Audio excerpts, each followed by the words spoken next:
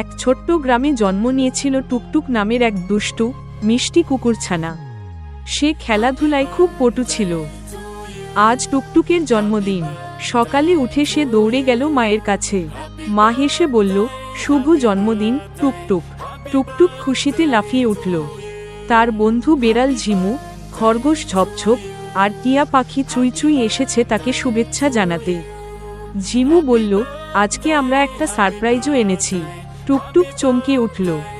সবাই মিলে চোখ ঢেকে টুকটুককে নিয়ে গেল বাগানে। চোখ খুলতেই সে দেখল রঙিন বেলুন আর ফিতে দিয়ে সাজানো ছোট কুকুরদের পার্ক। টুকটুক লাফিয়ে পড়ল দোলনায়, ছুটল স্লাইডে। সবাই মিলে খেলল, হাসল আর গান গাইল, টুকটুক আমাদের প্রিয়, জন্মদিনে করুক হই হই।